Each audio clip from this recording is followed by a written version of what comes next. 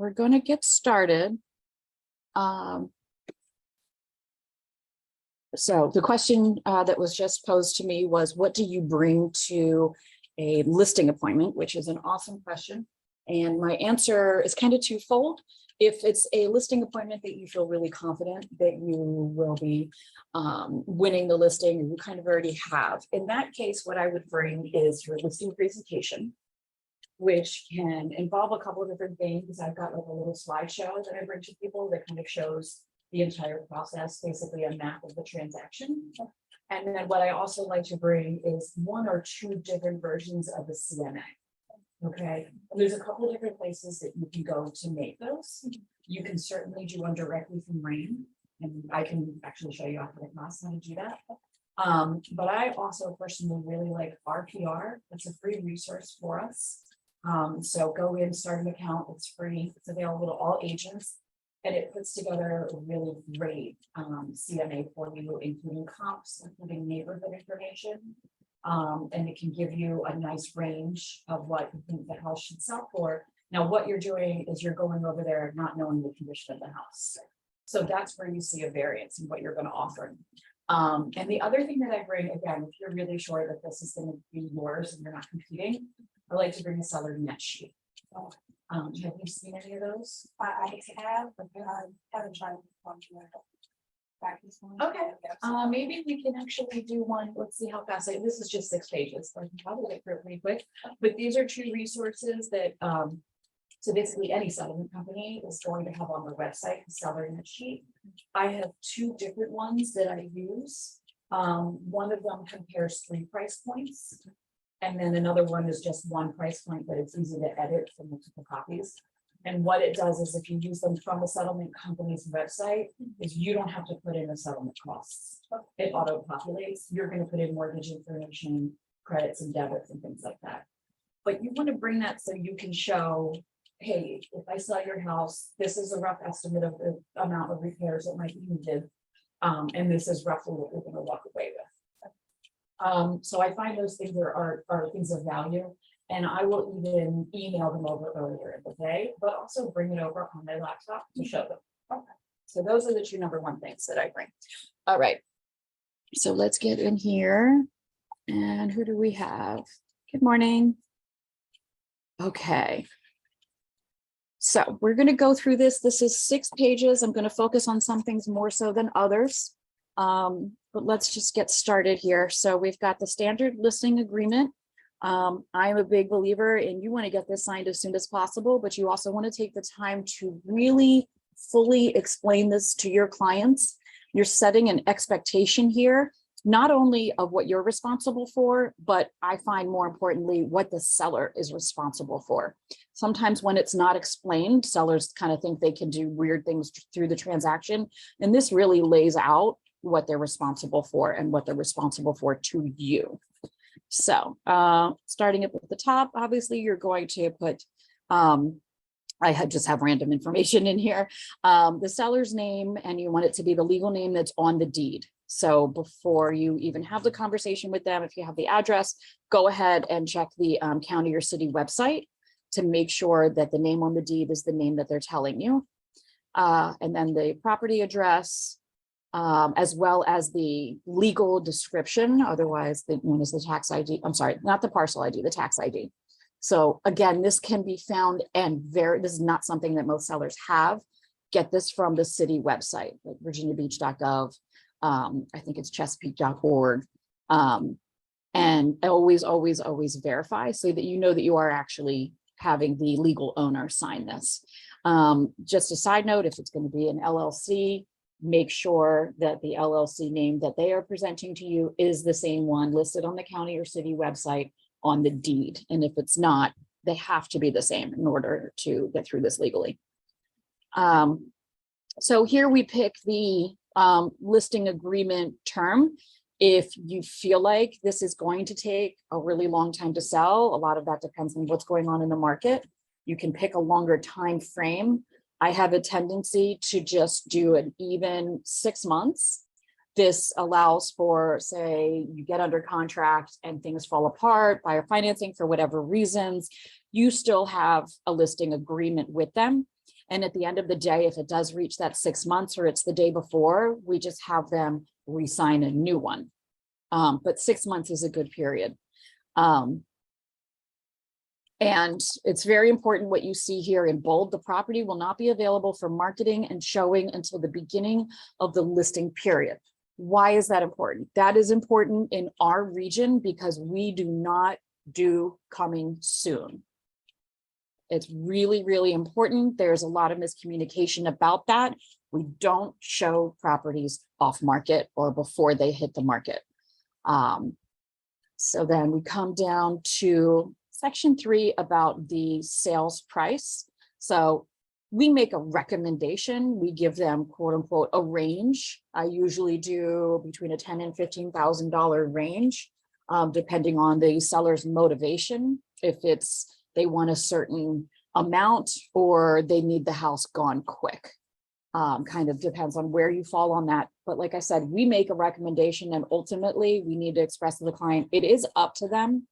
If you feel like they're overpricing the home, I like to come to an agreement that if it does not sell at that price, we do an agreed upon price drop within 14 days. Now you can have that conversation with them and come to a good place. It could be 30 days. Again, if it's really a dollar amount that they're looking for.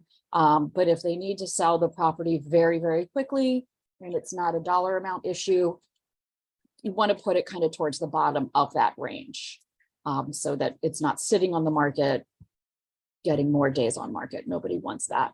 The other part of this that's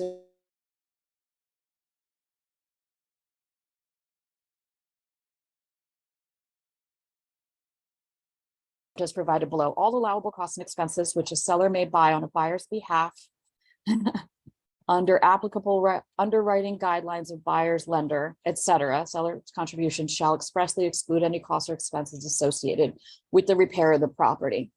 What this really truly is addressing, and the best way to have this conversation with your clients, is if they are in a position to offer any kind of assistance towards closing costs, you can actually check this and put an amount in here and put it in the listing. We don't see that a lot, but where you do want to see it, where I play this one is if the seller is military and the seller wants to be able to help another military service person get into a property and has the ability to help them with closing costs. This is where, but what's important is that we explain to them that seller contribution towards closing cost is separate from the cost of repairs. The cost of repairs is something that's negotiated from the home inspection. The contribution towards the buyer's closing costs comes from negotiating before you're under contract. So it's two different topics, but this is where it allows us to have that conversation. I also find that in section 3, this is when, if I'm sitting in front of sellers, I bring out a seller's net sheet. This is to show them the cost of selling the home and what they're going to walk away with. And there are sections on all seller net sheets that are available to show them, hey, if you contribute roughly 3.5% towards the buyer's closing costs, this is what's going to cost you. And then in a separate place on the seller net sheet that's also important is I will include, depending on the condition of the property, anywhere between 1% and 2% of the purchase price as a possibility that it's going to cost the seller for repairs. An older property, a property that maybe hasn't been maintained very well, specifically a property that's been a rental for a really long time, we want to go ahead and set that expectation that they're going to want to negotiate with us, but they're two separate costs, the seller contributions. Does that make sense? Okay.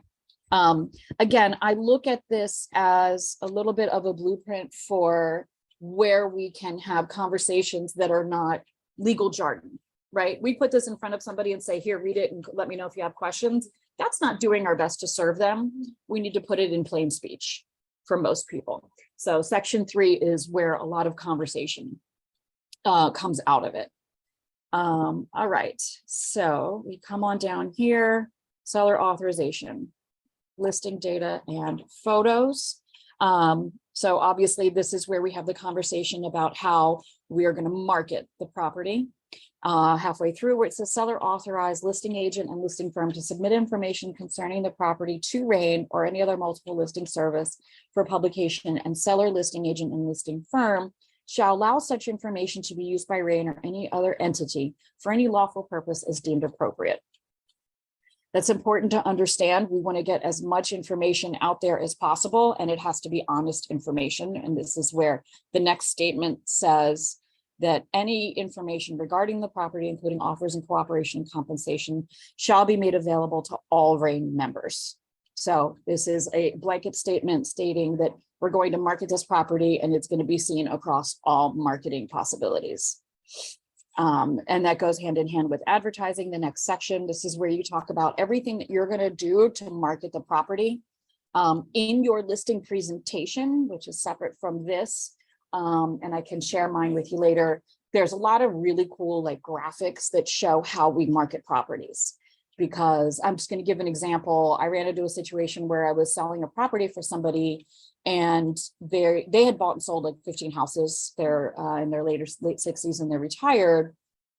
They really couldn't understand the fact that I wasn't putting this in a magazine. It wasn't a luxury property, but that's kind of an antiquated idea of marketing. So we want to put together design and graphics to explain, okay, this is what we do and this is how we market it. And these days, we're not, if it's not a luxury property, we're not putting it in a magazine. We're putting it wide across social media, and we can go into how we're going to do that. One of the biggest things that I push to people is that not only is this going out through our MLS, which then gets put to all the third-party vendors, Zillow and Realtor and Homes and everywhere else. I mean, once we push it to RAIN, it goes out over 300 websites across the country. But we also have our own databases in the firm.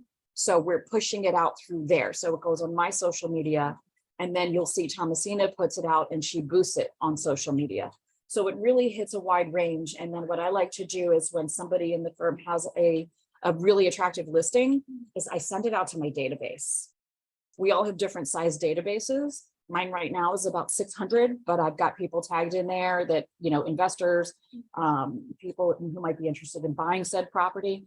Take the time to let them know, like, you know, we talk about listings that are coming up. We have a lot of meetings at the office where we all know each other's listings and try to support and push them out as well. It's an important conversation when we're talking about a property that investors might be interested in, because they might not be in our local MLS. They might not have even touched with a realtor here, but if you have investors from other states, that's a really good way to get the property out. Oops, I'm a little too far. Let's see. Cooperation.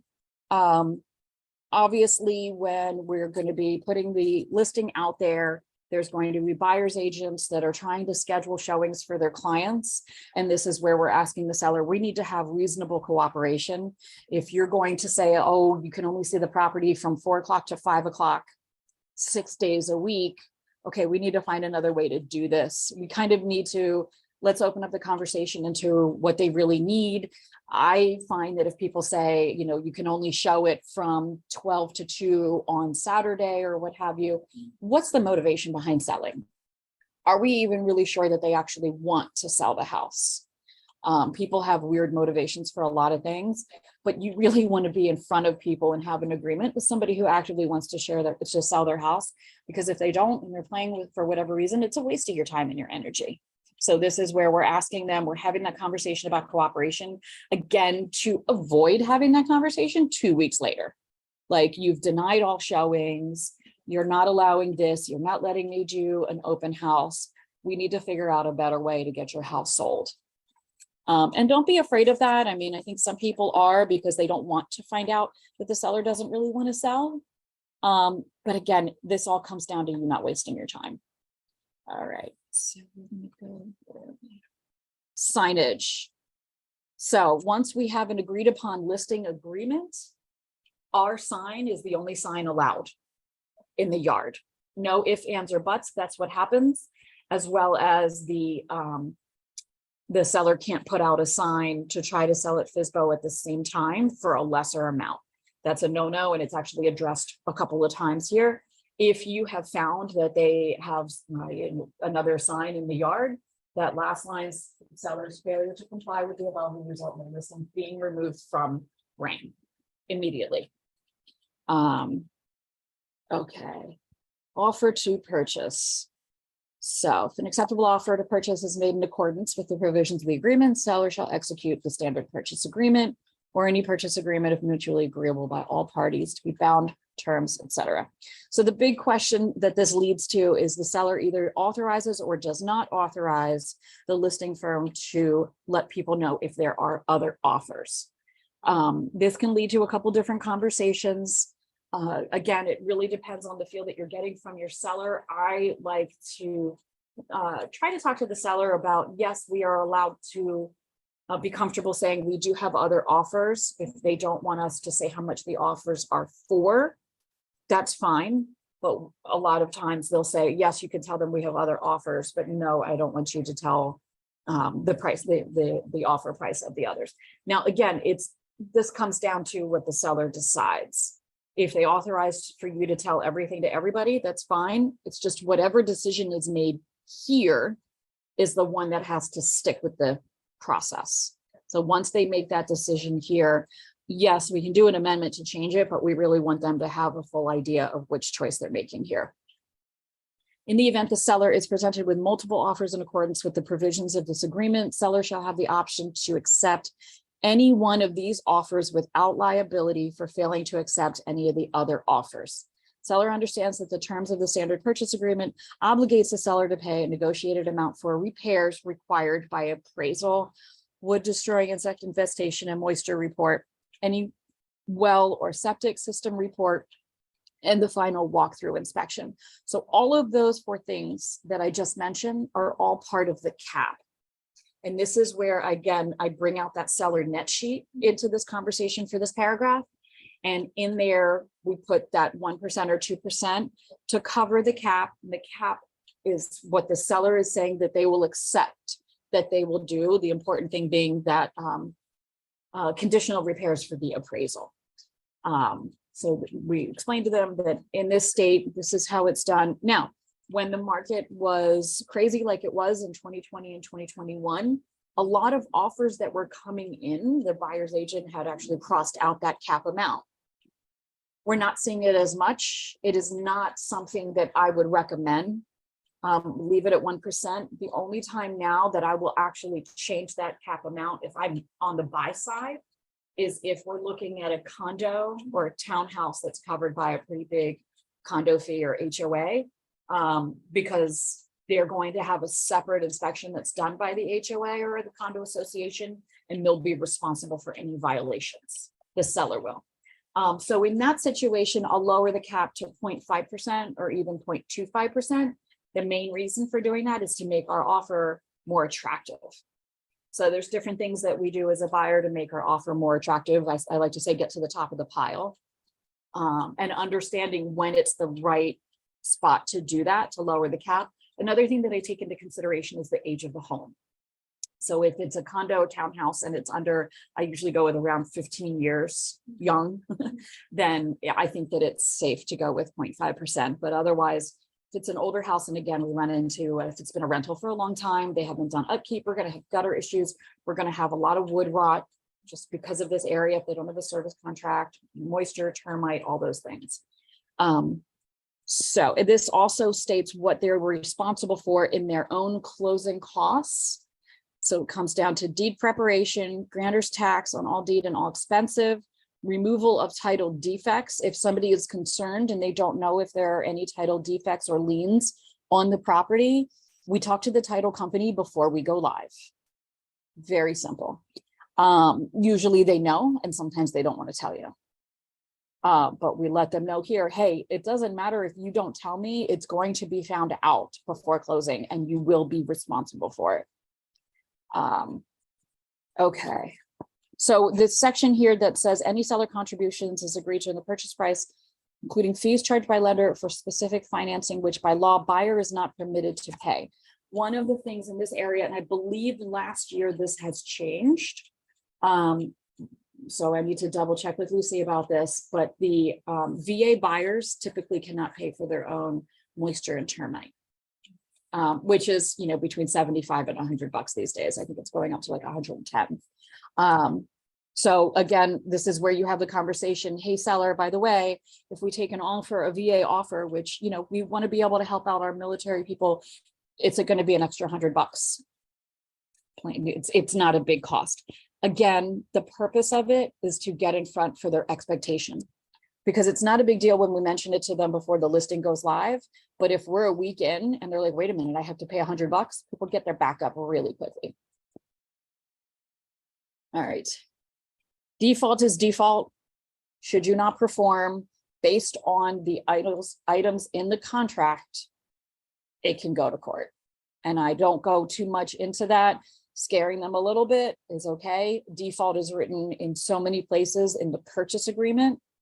And it's only, I think, listed here in the listing agreement, but we want to at least say, hey, you are signing legal documents. If there's a failure to perform on your part, if you change your mind the day before, we're past all contingencies, this goes to court. I can't help you. Once you're in breach of contract, my hands are tied. Yeah, don't be afraid to say that. I think in my first couple of years, I definitely was afraid to say certain things that sound harsh, but at the end of the day, they take you more professionally when you do. Lockbox, seller does or does not. The only situations that I've been in where a seller does not want a lockbox on their home, or just which gives any agent access, is a luxury listing. So for a certain amount, depending on the house, depending on your seller, have the conversation. But if we're talking about a luxury listing and that seller says to you, I want you here for all showings, you do it. Now, with the caveat that you put in the listing agent remarks that the buyer, the buyer has to show a pre-approval letter before the showing. So that's how you kind of get rid of the riffraff, the looky-loos who are just like, oh, hey, I want to see. And they have an agent who doesn't really know better and maybe hasn't gotten them pre-approved before they go out to look. We want to cut down on that. The sellers want to cut down on that. They want to be careful about who's in their house. So for a luxury listing, that's where I see where they don't want it. Now, I go a little bit farther in section 7. I put the rain lockbox on the property. I always put an additional CBS code. I don't make it complicated. I just make it my phone number. Mine is the zip code. But I want that extra protection. It's and some people won't do that for a vacant listing because the idea is people can come and go. Nope, I don't want that. I want every protection for my client. And this is where I show them how I'm going to protect their personal belongings. Hand in hand with that is I also tell them that on another location on the house, I'm going to put a master combo lockbox with a code that the sellers know. I put an additional set of keys in there. And the reason for that is for your appraiser who doesn't have any kind of rain access for any kind of repairs that need to be done. Say your sellers have already left the state and they've agreed upon repairs. This is helpful so that you don't have to run out there every time somebody needs to go in. You can give somebody just a 4-digit code. Okay. I also do it because historically there's a certain percentage of agents that leave with the key and forget to put it back in. I made that mistake once. I got an hour away and I had to bite the bullet and drive all the way back, completely messed up everything for the rest of the day. That agent was furious. I don't blame them. It's an awful mistake to make, but we make it. So make life easier for yourself by putting 2 boxes. The master combo lock boxes, you can literally buy on Amazon. It's like 2 for $50 or 1 for $30, whatever. And they have been one of the best investments of my career. But that's to make your life easier. So in turn, when you're having this conversation with your seller, you're going to let them know you're going to do that. Usually it's on like a back door. You can do it on a hose outside, find somewhere that's easy enough, not past a fence. I've seen some agents do that and it's like, well, if I can't reach over to get into your fence, what are we doing? And then that's where you also have the conversation. Now, if you already go into this appointment knowing that you're going to get this listing. Before you got there, you're going to say to the clients, hey, go ahead and make me 3 copies of all the keys. Or if it's family or friends, I'll even say, hey, I'm going to come by and pick up a key and go make copies for you. So depending on, the relationship that you have with the seller, you can offer to do it. You can say, hey, when I come over and I'm bringing the lockbox and we talk about this, go ahead and put the keys in. I do recommend that you get little labels. I don't know if you've seen them, but so it's not just a loose key, but so there's actually a label with the address on it. That is because because agents could potentially leave with a key in their pocket. If they get home and they've just shown 6 houses and they find a key in their back pocket, they have no idea what house that's from. These are just like little band-aids I put out there so we don't run into problems later. Okay. Here's where we talk about disclosures. So Residential Property Disclosure Act, that's our DPOR document. And it states that they have already read through seller disclosures. So specifically the seller's rights and obligations, otherwise known as Chapter 7, requires sellers of certain residential property, whenever property is to be sold or leased with an option to buy, to furnish to the buyer residential property disclosure. It's a disclosure saying they've seen the disclosures is how I describe it. Lead paint, any property that was built prior to 1978 needs to have a lead paint disclosure. And on the buy side, you're going to make sure in your buyer brokerage agreement, when you send that over to them, that you are including, before you've gone out to view property, you don't know if they're going to look at an older house built before 78. You want to send them the lead paint disclosure.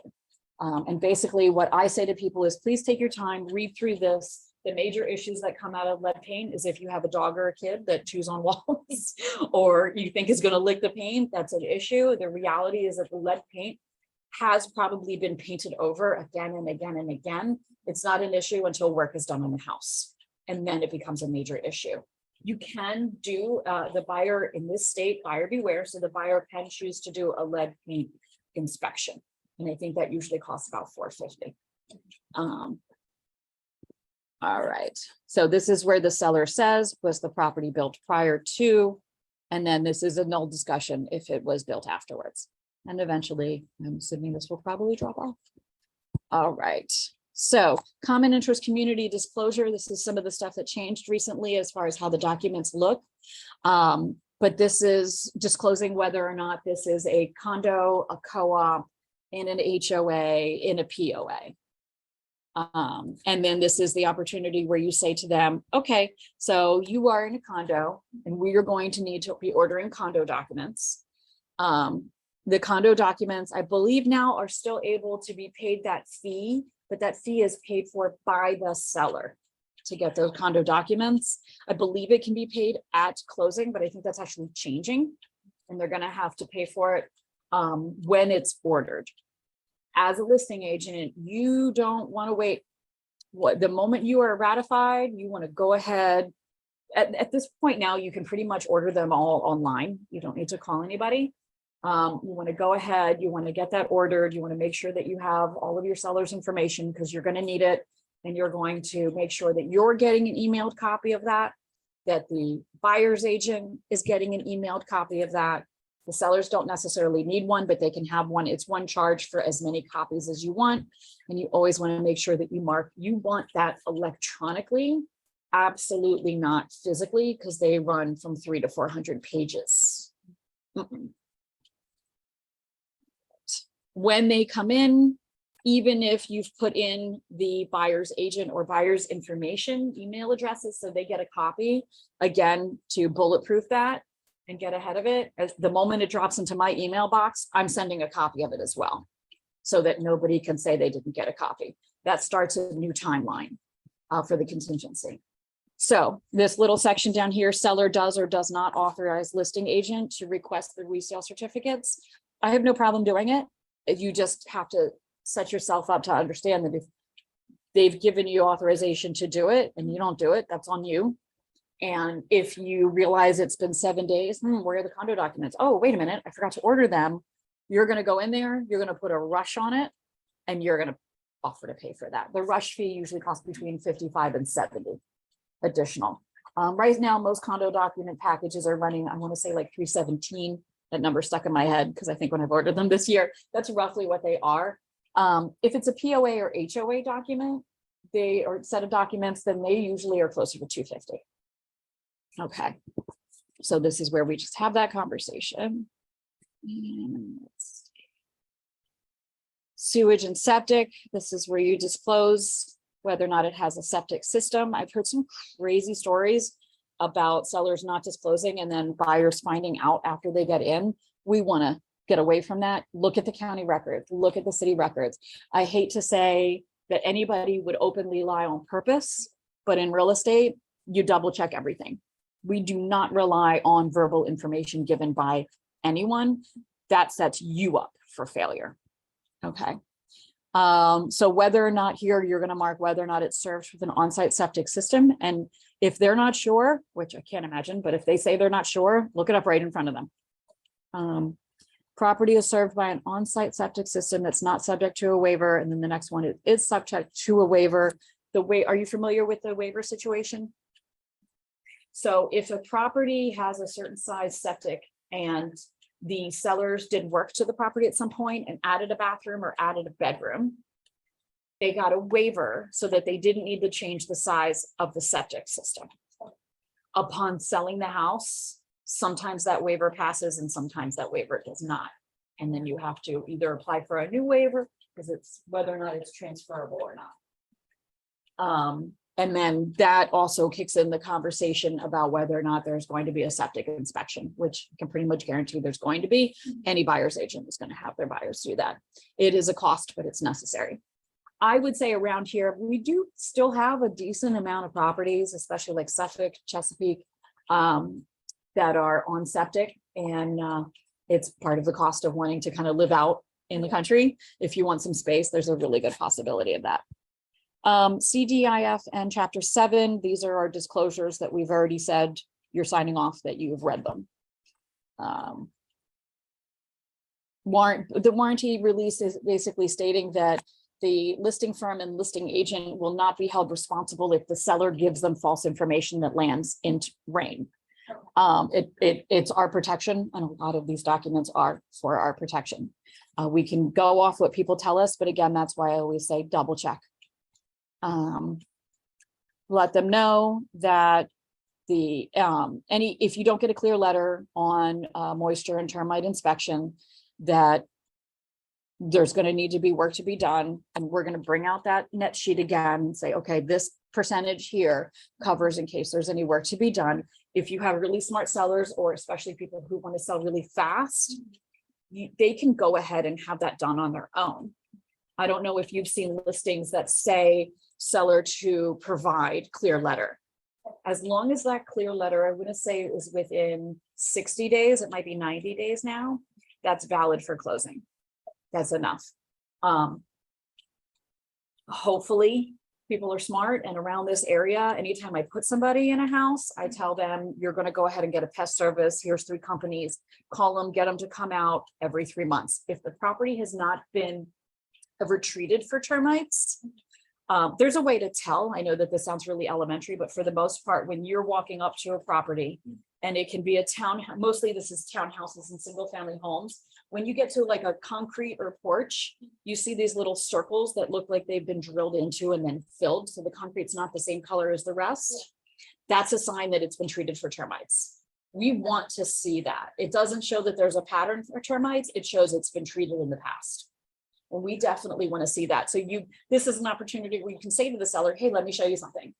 It looks like your property was treated. But the best case scenario is that that seller has had a moisture and termite company come out every 3 months. And what I tell people is it's just a fact of where we live. The bugs were here first. We built on their homes. So it's something that is ongoing that we need to deal with. General warranty deed. So this is stating that we're handing over the house with no third, and we're going to get more into this, that we don't have to have any kind of third party agree to the sale, and that we're selling it free of any kinds of liens or tax or past due taxes. And it addresses this a couple times in here. Oh, way past my notes. All right, so we address this even more in the seller representation section here. This is where if it's going to be a short sale, you would mark it. Or if it's a short sale or a bankruptcy co-op approval, we only have like 3 or 4 co-op buildings in all of Hampton Roads. Any other court approval, we see this with bankruptcy and we see this with divorce. Depending on if the courts are already involved in the divorce, if they are, if it's not amicable, if the two are not speaking, the court will say you still have to use one agent, etc. And there's more disclosures that will follow. But the biggest thing we see this in is short sales because of what's been happening with the market the last couple of years and it being such a seller's market. We don't see as many short sales, just like we don't see a whole lot of foreclosures in our market. And the reason is because sellers have a lot of equity in their homes. Okay, but this is where we have the conversations with them. And honestly, if you're at a listing appointment, by that point, you should already know whether or not it's going to be a short sale because you've had a conversation with the seller on the phone. And the first thing that you want to do is you want to put that seller in touch with a real estate attorney because they handle a lot of what goes into a short sale. But again, that's not really something that we see a lot of these days. And all of this information down here that's in bold is in reference to if the property for some reason goes into foreclosure during the transaction, they have to, that seller is going to find out. They're going to find out before anybody else. It's common to see this happen when you are already in a short sale situation because you already have a stressed seller who either can't make payments or is very behind and making minimal payments. It can end up going to foreclosure during that time or even to auction.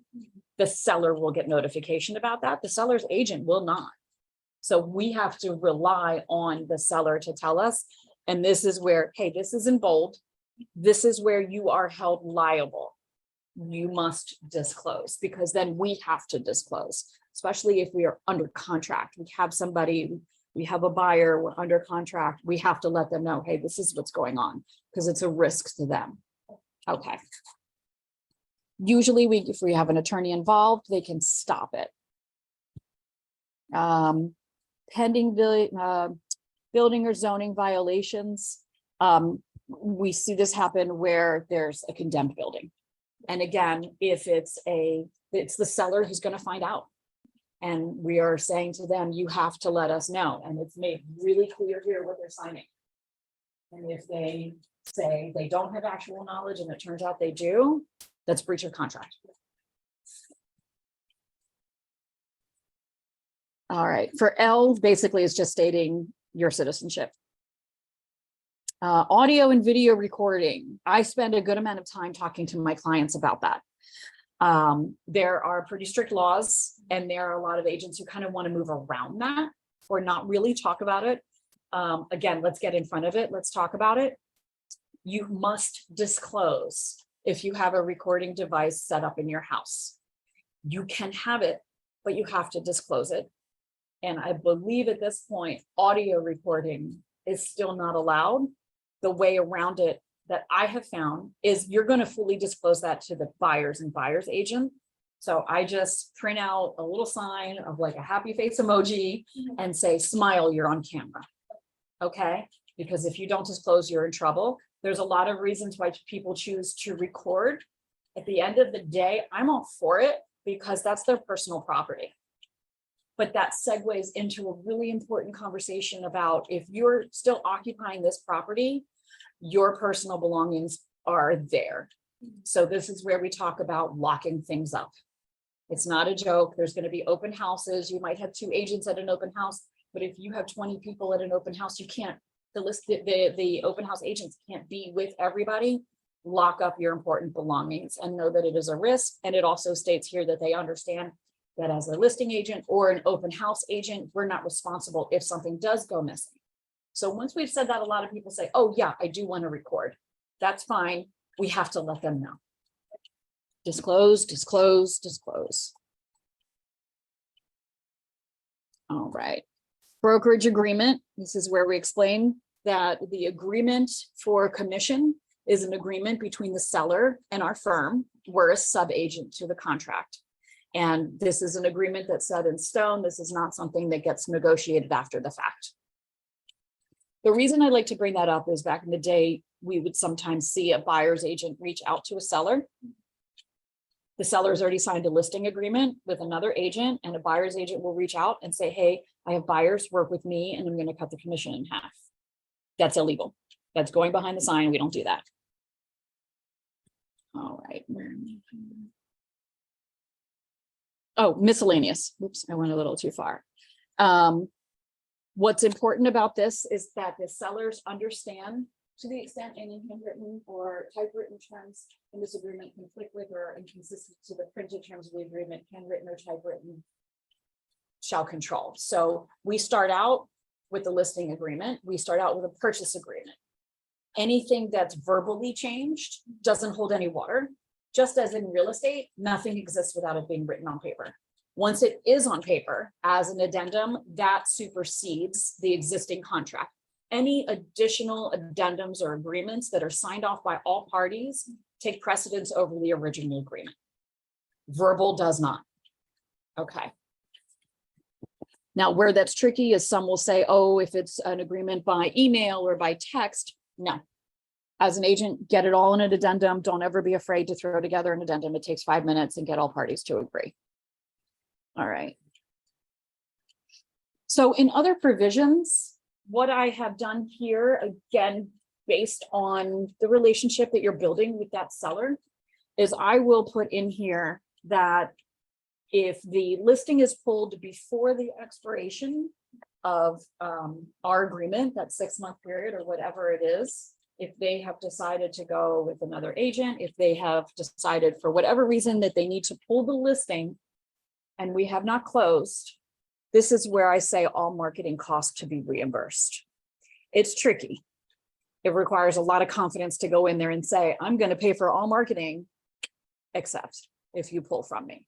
Don't be afraid of that. If you get a feeling that somebody's being a little bit wishy-washy. Yeah, it's protection for yourself because we're shelling out money before closing. Okay. Express agreement to conduct transaction using digital signatures. At this point, everybody's pretty much on board with that. Where we run into issues, where I personally have run into issues, is when we're dealing with elderly people who have one email address that both use. It's really, really common. We need to work around that because for the purpose of digital signatures, everybody has to have their own email address. So what I will usually ask is that they just start a Gmail account just for the purpose of this transaction. I have had to physically go over there and do it for them. I have also sent their kids, their grown children, to do it or walk them through it. If a grown child is involved in that, I find that to be helpful because I can actually reach out and say, hey, I sent your folks a document. I'm still waiting for them to sign. We're in a contingency. We're on a timeline here. I can light up the adult children to say, hey, I'm going to need you to go in and make sure that they sign it. But for the most part, when you get to this part, are you okay with signing something digitally? Great. The other part that I bring into the conversation that just doesn't necessarily reflect is we are on timelines. So I've been known to kind of scare people, and I'm okay with that, by saying, when I send you a document, I need you to sign it within 12 hours.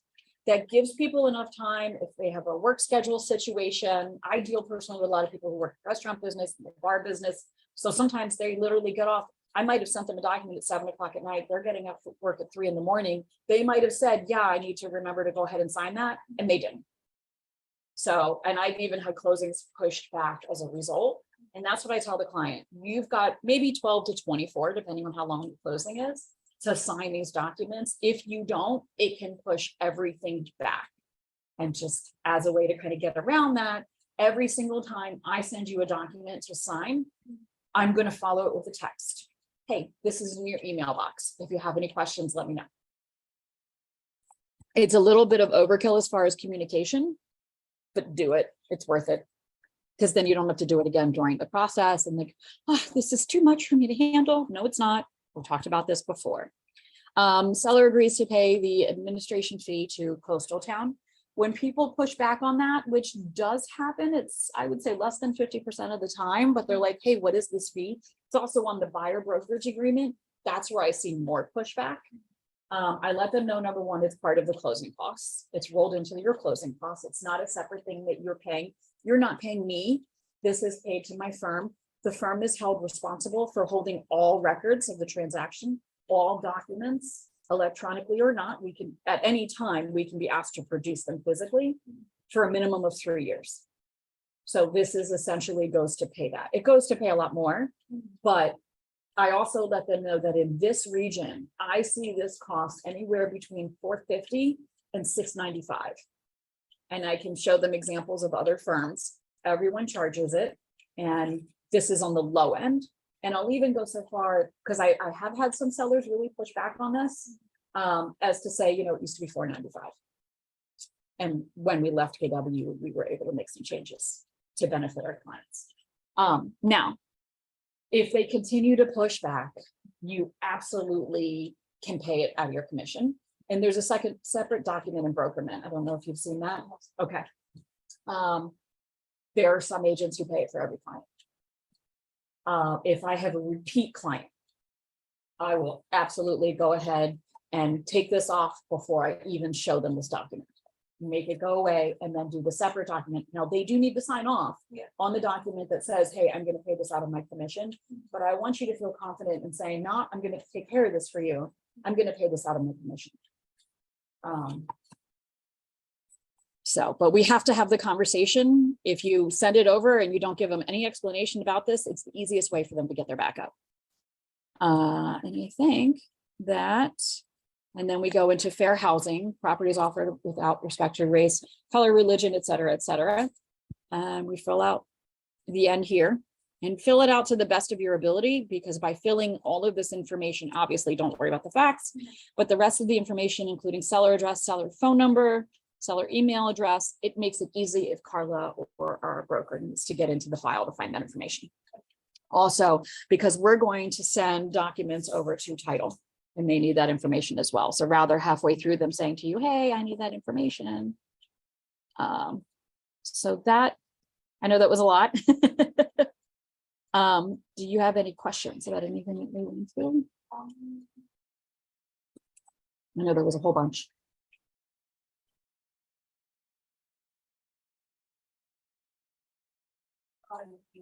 So, Mm-hmm.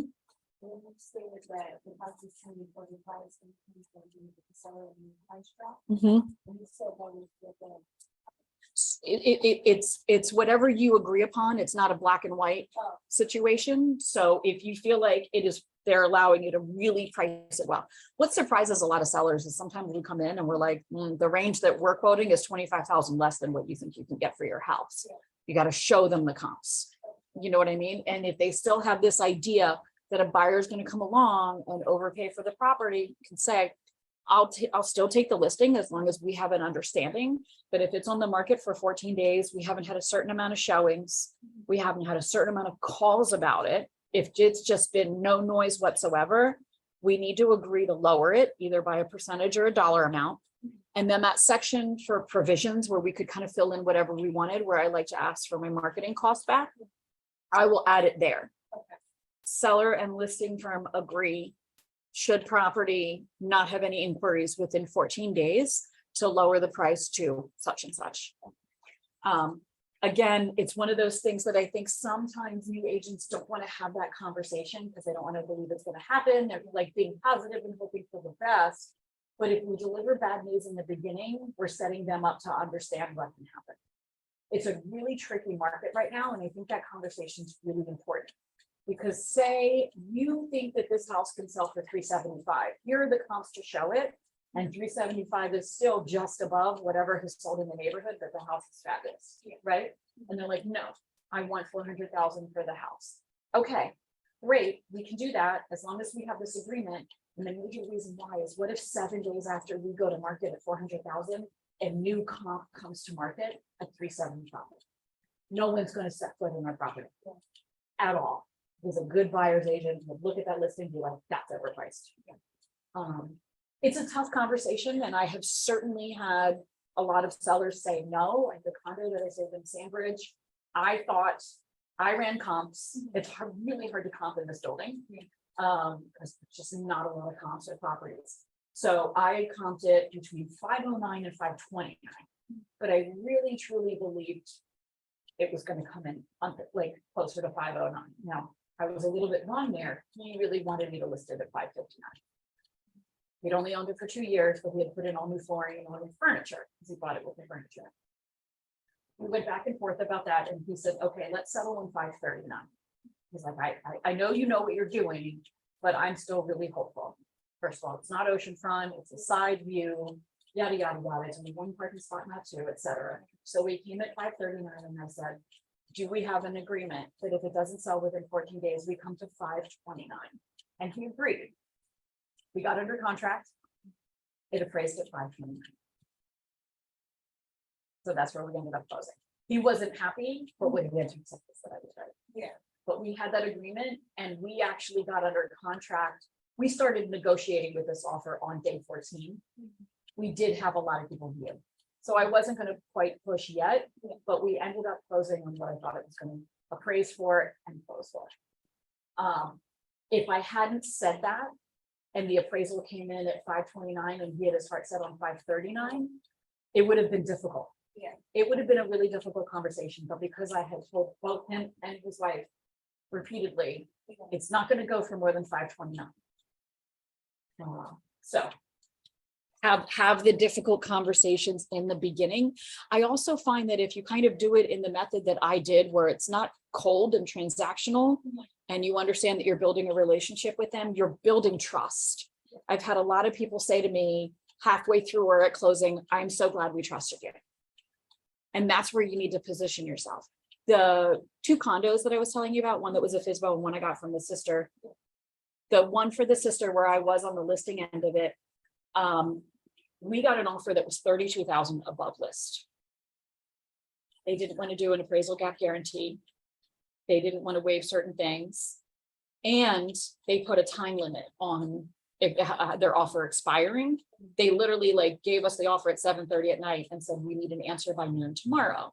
And I very calmly explained to them, hey, we're still doing showings until Friday. We've already agreed upon that because we already had offers. The agent screamed and yelled at me that we needed to take this offer, but it didn't feel right. Yeah.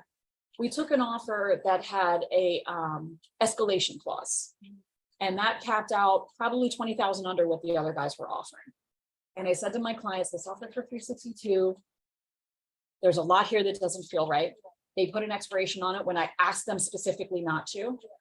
And I feel like this could potentially fall apart, and your new purchase is contingent on this because they were under contract, a new build contract. So they trusted me into taking an offer for 346, I think that's what it was. And at closing, they said, we are so glad that we trusted you. We didn't even think of that. We lost 20,000. You still got us over what we thought we were going to get. And it could have really been a disaster. And that's because I had to come to them and say, I see this offer in the 362. I have to show it to you, but I think it's bunk. You know what I mean? Yeah. And like 2 days after, I saw the agent actually post something about the buyers. She'd been working with buyers for a couple of months. They weren't having any good luck. And now she was looking for a rental for them because their financing fell. Yeah. So I should stop recording. I'm going to go ahead and stop recording. Thanks if you were on here. Thank you.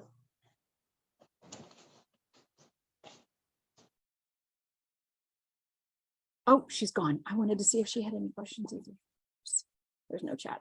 All right.